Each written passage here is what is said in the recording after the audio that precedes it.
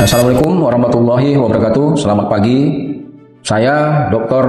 Junaidi, SPMP, yang sekarang ini sebagai dosen tetap di Institut Teknologi Sawit Indonesia, Medan, dengan NIDN 0106066801. Saat ini saya fokus memberi mata kuliah Koperasi Perkebunan, di mana rencana pembelajaran semester bisa saya sampaikan hal-hal sebagai berikut.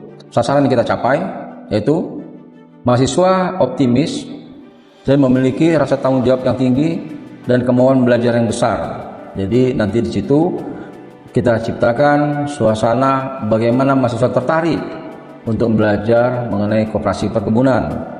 Kemudian dia nantinya memiliki pandangan yang luas, terbuka dan berpikiran positif.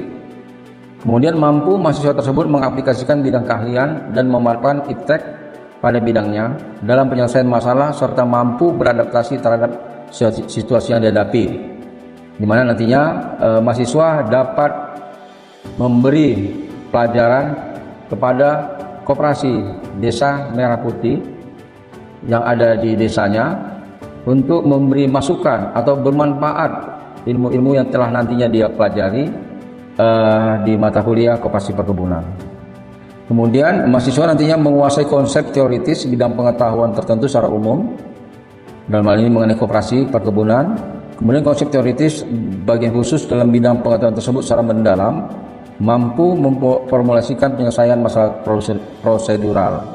Kemudian mampu menunjukkan kinerja mandiri, bermutu dan terukur. Kemudian mampu mengaplikasikan prinsip-prinsip bisnis perkebunan secara profesional dengan menggunakan konsep perkebunan berkelanjutan, dengan cara melakukan analisis kuantitatif dan kualitatif, dan dapat menunjukkan hasil rancangan operasional bisnis perkebunan untuk mengantisipasi tantangan lokal dan global. Kemudian juga mampu mengelola unit bisnis perkebunan mulai dari skala perkebunan rakyat hingga enterprise atau perusahaan yang didasarkan pada kearifan lokal dan berwawasan global. Kemudian CPMK pertama yaitu kita menerapkan konsep ekonomi sumber daya untuk menganalisis dan menyelesaikan masalah terkait permanfaatan dan pengelolaan sumber daya pertanian. Kemudian yang kedua, menerapkan konsep pembangunan pertanian untuk menganalisis dan merumuskan kebijakan pembangunan di bidang pertanian. Ya. Kemudian bahan kajian atau pembelajarannya yaitu mengenai konsep dan tujuan pengertian dari umum koperasi dan kelembagaan agribisnis. Kedua, sejarah koperasi di dunia kita sampaikan nantinya. Ketiga, perkembangan koperasi di Indonesia, efisiensi koperasi dan organisasi koperasi tersebut, partisipasi keanggotaan koperasi, kemudian efisiensi kelembagaan agribisnis koperasi, kemudian koperasi dalam ilmu ekonomi mikro, kemudian dalam ekonomi mikro, kemudian dalam desa bersaing, koperasi dalam pasar bersaing sempurna, koperasi dalam monopoli, koperasi dalam pasar monopolistik. Oke, pustakanya itu Sugiono 2010, yaitu metode penelitian bisnis pendekatan kuantitatif, kualitatif dan R&D. Bandung, penerbit Alfabeta. Kemudian pendukung jurnal penelitian terkait. Kemudian di sini kami nanti memberikan pembelajaran atau mata kuliah, di mana yang pertama mahasiswa mampu mengetahui dan memahami tentang kontrak perkuliahan tersebut sebelumnya. Kemudian indikator penilaian mampu memahami konten tentang kontrak perkuliahan. Kemudian selanjutnya rubrik kriteria persepsi, kemudian bentuk non-tes, tulisan, makalah dan presentasi. Kemudian mahasiswa mampu menjelaskan pengertian umum koperasi dan kelembagaan perkebunan. Ya. Indikatornya nanti yaitu mampu menjelaskan dan memahami tentang konsep umum koperasi dan kelembagaan perkebunan. Ya. Nanti kemudian mata kuliah ketiga, mahasiswa mampu menjelaskan sejarah koperasi dunia. Kemudian indikatornya itu apa? Mampu menjelaskan konsep umum koperasi. Kemudian pertemuan keempat, mahasiswa mengetahui dan memahami tentang perkembangan koperasi di Indonesia, efisiensi koperasi dan organisasi koperasi. Kemudian indikatornya memahami tentang perkembangan koperasi di Indonesia, efisiensi koperasi dan organisasi koperasi. Kemudian pertemuan yang kelima, mahasiswa mengetahui dan memahami tentang partisipasi dan keanggotaan koperasi. Indikatornya mampu memahami tentang partisipasi dan keanggotaan koperasi. Kemudian pertemuan keenam, mahasiswa mengetahui dan memahami tentang efisiensi kelembagaan perkebunan dalam koperasi. Kemudian indikatornya mampu memahami tentang efisiensi kelembagaan perkebunan dalam koperasi. Kemudian pertemuan ketujuh, mahasiswa mengetahui dan memahami tentang koperasi dalam ilmu ekonomi mikro. Kemudian indikatornya mampu memahami tentang koperasi dalam ilmu ekonomi mikro. Kemudian pertemuan kelima adalah ujian tengah semester, ya kan? Yaitu melakukan validasi hasil penilaian, evaluasi dan perbaikan proses pembelajaran yang berikutnya. Kemudian yang kesembilan, mahasiswa mengetahui dan memahami tentang koperasi dalam ilmu ekonomi mikro. Indikatornya mampu memahami tentang laju pertumbuhan ekonomi dan struktur ekonomi. Pertemuan ke-10, mahasiswa mengetahui dan memahami tentang manfaat koperasi di pedesaan. Kemudian indikatornya mengetahui dan memahami tentang manfaat koperasi di pedesaan. Selanjutnya pertemuan ke-11, mahasiswa mengetahui dan memahami tentang koperasi dalam desa bersaing. Indikatornya memahami tentang koperasi dalam desa bersaing. Pertemuan ke-12, mahasiswa mengetahui dan memahami tentang koperasi dalam pasar bersaing sempurna. Kemudian indikatornya memahami tentang koperasi dalam pasar bersaing sempurna. Pertemuan ke-13, mahasiswa mengetahui dan memahami tentang proses pembentukan koperasi. Indikatornya memahami tentang proses pembentukan koperasi. Pertemuan ke-14, mahasiswa mengetahui dan memahami tentang kemitraan koperasi. Kemudian indikatornya memahami tentang kemitraan koperasi. Kemudian pertemuan terakhir ke-15 yaitu mahasiswa mampu mengetahui dan memahami semua mengenai koperasi. Indikatornya mahasiswa mampu mengetahui semua mengenai koperasi, review koperasi perkebunan. Nah, dalam sampai dengan pertemuan pertama tadi, kemudian sampai dengan ke-15, yang ke-16 yaitu ujian akhir semester, yaitu melakukan evaluasi akhir semester di mana melakukan validasi, penilaian dan menentukan kelulusan mahasiswa. Kemudian capaian pembelajaran yaitu lulusan prodi. CPL prodi adalah kemampuan yang dimiliki oleh setiap lulusan prodi yang merupakan internalisasi dari sikap, penguasaan pengetahuan dan keterampilan sesuai dengan jenjang prodinya yang diperoleh melalui proses pembelajaran.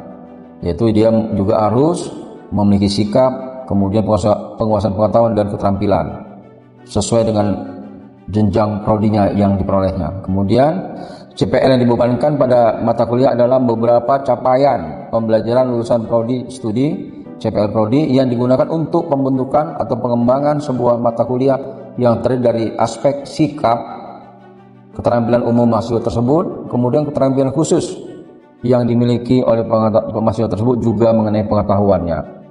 Kemudian ketiga, capaian yaitu mata kuliah CPMK adalah kemampuan yang dijabarkan secara spesifik dari CPL yang dibebankan pada mata kuliah dan bersifat terhadap bahan kajian atau materi pembelajaran mata kuliah tersebut. Jadi bersifat spesifik dia. Kemudian yang keempat, sub-CP mata kuliah sub-CPMK adalah kemampuan yang dijabarkan secara spesifik dari CPMK yang dapat diukur atau diamati dan merupakan kemampuan akhir yang direncanakan pada tiap-tiap pembelajaran dan bersifat spesifik terhadap materi pembelajaran mata kuliah tersebut.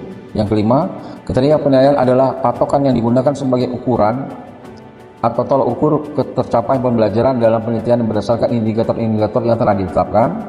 Kriteria penilaian merupakan pedoman bagi penilai agar penilaian konsisten dan tidak bias. Kriteria dapat berupa kuantitatif ataupun kualitatif. Dan yang keenam, indikator penilaian kemampuan dalam proses maupun hasil belajar mahasiswa adalah pernyataan spesifik dan terukur yang mengidentifikasi kemampuan atau kinerja hasil belajar mahasiswa yang sertai bukti-bukti. Nah, inilah catatan atau yang harus dilalui yang dilakukan baik mahasiswa maupun dosen penilai, dosen memberi mata kuliah, sehingga hasilnya nantinya benar-benar objektif.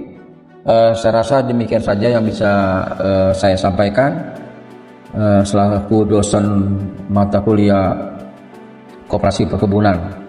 Semoga nantinya ini sangat bermanfaat untuk mahasiswa khususnya, juga secara umumnya bermanfaat nantinya ke depan untuk perkembangan Koperasi Merah Putih yang sedang dicanangkan oleh Presiden Republik Indonesia Bapak Prabowo.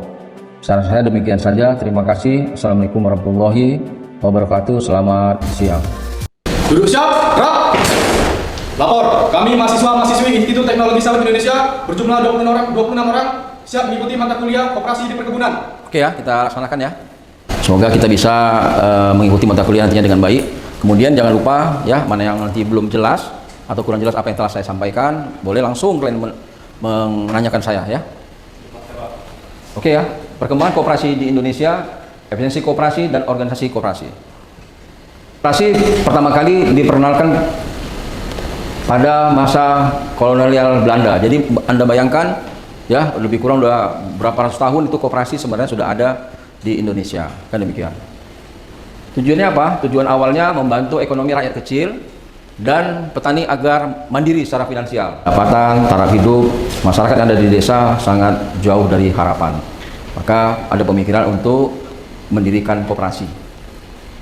Kemana untuk nantinya untuk meningkatkan taraf hidup, ya kan, bagi yang anggota koperasi yang ada, sehingga semuanya bisa dapat dijalankan nanti dengan baik.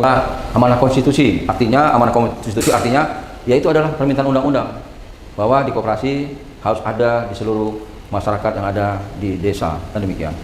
Maka sama-sama kita ketahui dengan pemerintahan sekarang, koperasi lagi digencar-gencarnya dibuat oleh pemerintah, oleh Pak Prabowo, di mana namanya koperasi, ya koperasi, manajer-manajer koperasinya lagi digembleng kan, supaya apa? Supaya tangguh.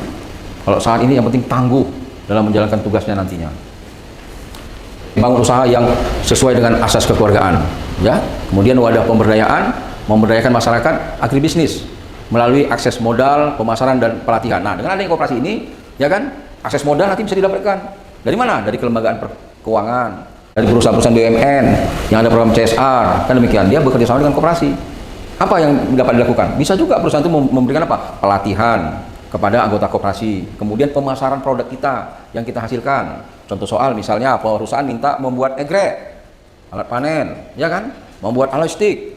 Nah, koperasi berkembang dengan baik, ya ekonomi desa terus berjalan dan bergerak ke arah yang lebih baik, kan gitu. Kenapa? Pangsa pasar sudah mulai nampak, sudah mulai berkembang, kan demikian. Penggerak ekonomi pedesaan, ya kan, penggerak ekonomi pedesaan. KUD menjadi ujung tombak pemberdayaan ekonomi masyarakat desa, menghubungkan petani dengan pasar dan sumber daya yang lebih luas, ya kan. Jadi benar-benar peran koperasi itu sangat diharapkan di desa tersebut. Orangan ke pasar, dia cukup melalui koperasi aja. Nanti koperasi lah dengan organisasi atau pengurusan bagian pemasaran, dia lah yang mengurusnya untuk bagian penjualan, apa-apa yang dibutuhkan di pasar, ya kan, berapa jumlah kebutuhannya. Maka segeralah petani membuat produk tersebut, sehingga tujuannya apa? Salah satunya supaya harga itu tetap stabil. Konsolidasi menuju koperasi yang lebih sehat dan produktif. Artinya apa? Ya kan? Oke, jumlahnya menurun, tapi mutu koperasinya lebih meningkat. Produk yang dibuat mungkin lebih banyak disertifikasi setelah koperasi itu lakukan, ya kan? Nah, terus berkembang, kan gitu. Kemudian keuntungan laba makin meningkat. Nah, saudara, pandangan umum Bapak Aris melihat fenomena koperasi merah putih kan ya, dengan koperasi mana yang ada di lingkungan sekitar koperasi tadi, Pak. Artinya kan mengganggu ya fakultas ekonomi yang sebelumnya udah ada, terus dibuat inovasi baru untuk menghasilkan koperasi merah putih gitu. Jadi pertanyaannya apa dengan Bapak terkait dengan kebijakan pemerintah dan kondisi yang ada di daerah tersebut? Oke. Pemerintah itu harus sinergis dengan usaha yang sudah ada, yang di desa tersebut atau di kecamatan tersebut, ya harus sinergis. So, makanya koperasi merah putih itu nanti kan manajernya lagi diberi pelatihan tuh, pendidikan, apa-apa produk yang mau dibuat di luar yang sudah ada di desa tersebut, sehingga tujuannya tidak tumbang tindih, gitu loh, ya kan. Contoh soal, ya koperasi yang ada di daerah dekat perkebunan sawit, ya kan, pasti dia berpikir akan mendirikan suatu koperasi pembelian buah TBS contohnya. Mungkin perusahaan istilahnya lembaga-lembaga lain atau lembaga-lembaga pasar yang lain seperti dua, bisa-bisa dia membangun atas izin usulan kepada dinas perindustrian, ya kan, dia mendirikan pabrik CPO mini, ya kan. Koperasi tersebut kan sudah memiliki anggota, nanti diinventarislah berapa jumlah luas yang petani miliki kebun yang dimiliki petani tersebut, ya kan. Nah, jadi buat pabrik CPU mini. Jadi kan nggak ada mengganggu usaha-usaha yang ada sekitarnya. Nah, itulah contoh soal Koperasi Merah Putih yang kita dirikan misalnya di perkebunan. Itu menjual alat-alat pertanian, produksi pertanian. Kemudian contoh soal yang selama ini misalnya alat semprotnya itu yang sederhana. Misalnya kan knapsack sprayer yang biasa itu kan, dia mungkin menginovasi, kreatif, bekerja sama dengan produk yang semacamnya lebih efektif lagi untuk menjual di Koperasi Merah Putih tersebut. Sehingga efektif penggunaan bahannya, kemudian alatnya lebih tahan lama, kan nggak mengganggu. Yang ada sekitar situ mungkin menjual bahan pokok, iya kan? Kan gitu. Yang ada di situ jadi nggak tumbang tindih. Itu maksud pemerintah seperti itu, jadi sinergis. Itu loh kira-kira. Ya, ada yang lain kira-kira? Oke, Pak, silakan. Jadi sekarang sekarang tuh lagi hype-hype-nya kan. Nah, kami perspektif orang yang awam mendengar dari program-program pemerintah ini, Koperasi Merah Putih ini dalam artian dalam satu frame dengan template yang sama. Contoh, misalnya dia dirikan 1000 Koperasi Merah Putih, artinya dia ya template-nya ya keuntungan tadinya gini gitu Pak. Makanya di masyarakat itu sepertinya mispersepsi kalau koperasi itu ya sama kayak pada umumnya dia pakai template bahwa untuk langsung. Ternyata kalau dari yang Bapak jelaskan tadi yang berarti tidak sesuai template-nya misalnya di satu tempat template-nya kelontongan, satu tempat lain kelontongan juga, nggak gitu. Ya, Koprisur Indonesia itu disekolahkan, diberi pelatihan. Pasti intinya setiap koperasi yang ada di desa tersebut yang dia jual atau produknya itu pasti beda-beda sesuai kebutuhan yang ada di desa tersebut. Ya kan? Ya contoh soal lah di Irian, apa bahan pokok makanan di Irian? Sagu. Ya kalau tanam padi laku nggak? Kurang kan? Harus laku. Harus tanam sagu. Nah, tanam sagu titik. Apa yang kita buat dengan sagu? Kita buat pabrik-pabrik mini untuk bagaimana membuat sagu itu langsung bisa segera digunakan, nggak lama-lama lagi, nggak dijemur dulu, ditumbuk-tumbuknya masih manual, ya pakai mekanisasi. Koperasi itulah yang mengadakan kerjasama, tadi kita sampaikan sebelumnya, di kuliah sebelumnya itu kerjasama dengan lembaga perkebunan yang ada, mungkin BUMN, perkebunan swasta yang ada di situ, mungkin Pemda-Pemda setempat yang ada di situ, sampai ke provinsi, maupun sampai dengan ke pusat. Ya, di mana mengukur dan meningkatkan kinerja koperasi melalui pengelolaan sumber daya yang optimal dan manajemen profesional. Jadi nggak sembarang berdiri aja koperasi tersebut ya. Oke, definisi dan pentingnya efisiensi koperasi. Efisiensi adalah kemampuan koperasi menggunakan sumber daya secara optimal untuk menghasilkan output maksimal dengan biaya minimal. Kebutuhan biayanya berapa? Tapi dibandingkan dengan pesaing kita yang ada di sekitar situ, ya kan? Berapa dia biaya produksi dia minimal? Baru kita hitung, ya kan? Kemudian apa-apa biaya yang dibutuhkan, ya kan? Untuk memproduk tersebut. Jadi minimal kita harus lebih sedikit lebih rendah dibandingkan biaya yang sudah ada yang ada di pasar mengenai produk tersebut. Contoh soal, buat apa misalnya? Contoh soal produksi buat penjualan jamur merang, ya kan? Jamur merang. Nah, di pasar berapa? Survei, ya kan? Mungkin seperti Indomaret pun ada situ, kita lihat, kita survei.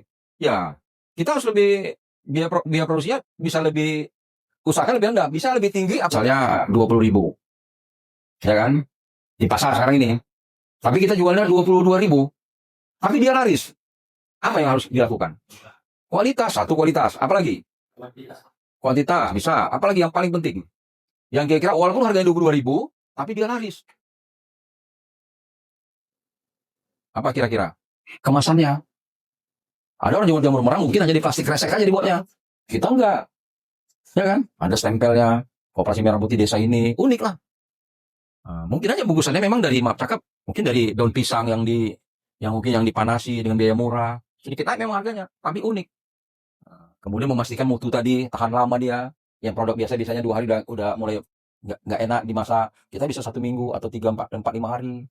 Nah itu dia, nggak ada masalah itu. Harganya lebih tinggi, tapi memanggil. Pasar dari masyarakat itu yang cukup banyak, tapi dalam jumlah tenaga kerja yang pada koperasi yang kita miliki itu tidak memungkinkan dengan banyaknya pemesanan dari pasokan luar, Pak. Jadi sehingga menyulitkan cara kerja kita dari koperasi kepada pihak masyarakat. Gitu, Pak. Oke ya. Jadi yang disampaikan tadi artinya dengan keterbatasan SDM kita itu agak susah menguasai pasar. Kira-kira demikian. Caranya apa? Yaitu melakukan kita pelatihan. Bagaimana pelatihan menguasai pasar? Bagaimana pelatihan menguasai pesaing yang ada di pasar tersebut, ya kan? Itu tadi. Usahakan produk itu adalah unik, ya kan? Kan itu dia. Kalau unik itu dicari, kan gitu. Oke, modal dan likuiditas, fokus aset dan anggota, ya. Kemudian pengendalian biaya. Ya, modalnya itu harus perkuat modal dan cadangan likuiditas. Kemudian fokus aset, program kerja tingkatkan aset dan kepuasan. Kemudian pengendalian biaya. Ini 3 poin ini nih. Supaya koperasi itu tetap bertahan, 3 poin inilah harus dijagakan. Ya, pengendalian biaya koperasi ini harus dikendalikan. Ya, kalau tidak nanti ya itu tadi. Nah, ini kan turun dia. Mungkin modalnya terganggu, likuiditas terganggu. Perkuat modal, kerjasama dengan lembaga keuangan. Ya kan, nanti dia naik lagi. Kemudian asetnya udah banyak yang nggak digunakan ini. Mungkin banyak yang rusak, ya kan? Buat program perbaikan aset, ya kan? Sehingga dia meningkat lagi, ya kan? Nah, kan gitu. Kemudian pengendalian biaya, waduh, besar kali biaya naik ini, biaya kita naik ini, ya kan? Apa yang perlu dia kurangi beban operasional? Mana-mana yang tidak berhubungan langsung dengan biaya operasional dikurangi, ya kan? Nah, beda sama mengurus perusahaan. Hanya saja kalau koperasi, ya, yang ada ketua, tapi keputusan tertinggi di rapat anggota. Ya kan? Itu. Sedangkan kalau perusahaan sebagai pemilik saham, kan itu. Ya kan? Kita bekerja untuk yang pemilik saham, yang pemilik perusahaan itu. Kalau koperasi itu milik bersama, gotong royong, maka keputusannya adalah rapat anggota. Itulah keputusan tertinggi. Kan itu. Digitalisasi operasional dan pelayanan anggota. Ketiga, pelatihan bertanya. Oh, 3 poin ini sangat penting. Sangat penting. Ini tadi transparansi. Bagaimana maksudnya? Transparansi dalam usaha koperasi tersebut. Kalau transparan kan, terbuka kan? Bagaimana kalau koperasi itu sudah sangat luas dan anggotanya 2 ribuan? Bagaimana memonitornya? Supaya setiap anggota itu tidak saling curiga. Apa yang harus dilakukan? Gunakan apa? Teknologi. Jadi semua bisa termonitor berapa sisa saldo kita, berapa terjual produk, berapa yang akhir, berapa yang belum terjual. Anggota, ya kan? Jadi mau IPO ataupun tidak IPO itu semua terjadi keputusan dari rapat anggota. Tapi itu terlalu jauh masih. Indonesia ini bagaimana berkembangnya koperasi udah luar biasa. Maka Pak Prabowo mencadangkan 80.000 nantinya koperasi ada semua di Indonesia. Itu aja udah berkembang. Kalau saya pikirkan IPO udah luar biasa, ya kan? Maka itu tadi manajernya harus piawai, harus profesional. Koperasi melalui marketplace dan media sosial untuk jangkauan lebih luas, ya kan? Nggak perlu kita semua produk kita bawa ke pinggir jalan sana, ya kan? Perlu nggak? Nggak perlu lagi lah, cukup. Kita sampaikan di media sosial, sampaikan situ, ya kan? Tersedia setiap saat, harga sekian, kelas A, kelas B, harga sekian, sampaikan di media sosial itu, di marketplace itu, udah, orang tinggal beli, apalagi di desa, ya kan? Kan gitu, udah nyaman aja, anggota koperasi aja, udah alhamdulillah, ya kan? Perlu beras, bila perlu beras dia, tinggal manajer aja, nggak perlu beli beras ke koperasi itu, diantar sama petugas koperasi, kan ada kendaraan udah kan? Kan ada kendaraan ya kan? Dibeli pemerintah itu, udah, tinggal antar ke rumah anggota itu. Kalau ada kendaraan, satu koperasi 2 kendaraan kalau nggak salah. Ya nggak? Udah diantar. Hanya pesan dari aplikasi aja. Semua tuh kita usaha dipermudah. Ada pengawasnya, mengontrol kinerja pengurus. Kemudian pengurus menjalankan kebijakan dan operasional. Dan anggota adalah pemilik sekaligus pengguna jasa koperasi. Udah, saling mengontrol, saling mengawasi. Memutuskan adalah di dalam rapat anggota. Satu anggota, satu suara. Tidak ada beda. Mau ketua pun satu suara. Jadi perlu kita lihat ini. Ya kan? Perlu kita lihat. Ya kan, kita udah dapat teorinya, nanti kita praktiknya, kita lihat, kita usulkan dengan Pak Rektor nanti, biar kita lihat ke sana, gimana sih koperasi yang maju di sana itu, apa sih yang mereka buat. Nah ya, kan gitu. Koperasi adalah keluarga yang saling menguatkan dalam bertani.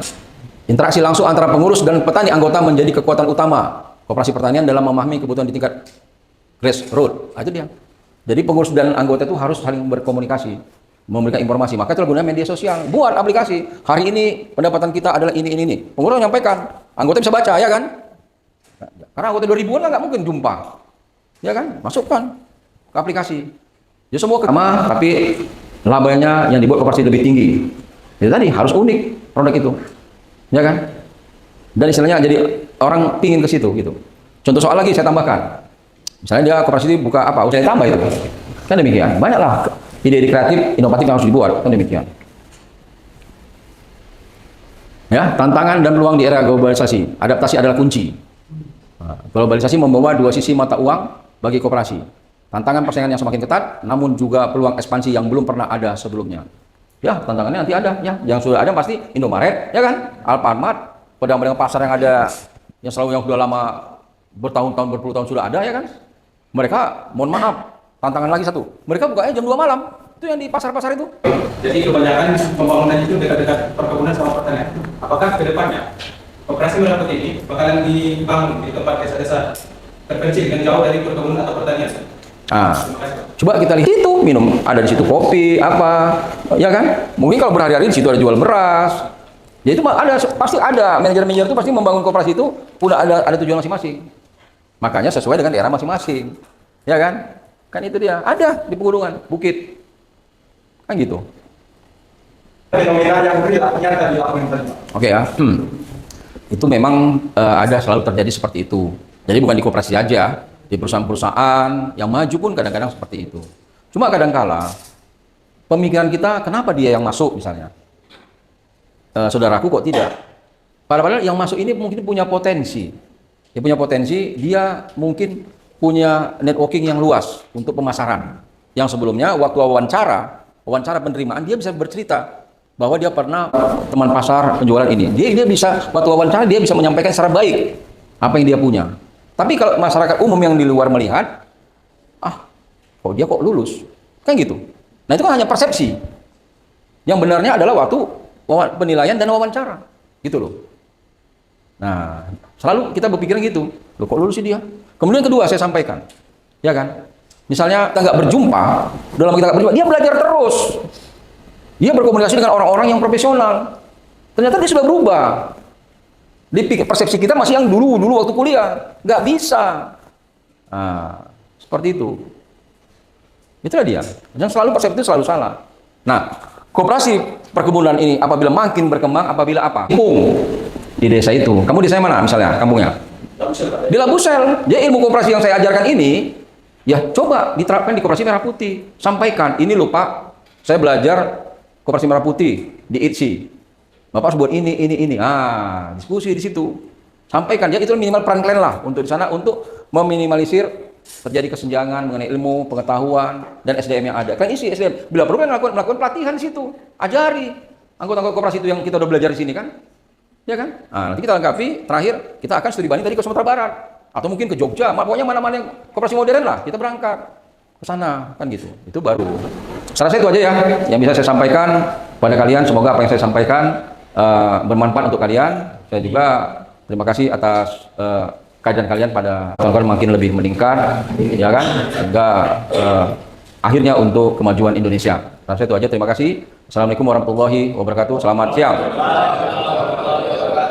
Guru siap, Kak. Terima kasih atas pembelajaran yang telah diberikan kepada kami. Laporan selesai. Oke, terima kasih kembali tempat dan selamat belajar. Selamat siang. Selamat siang.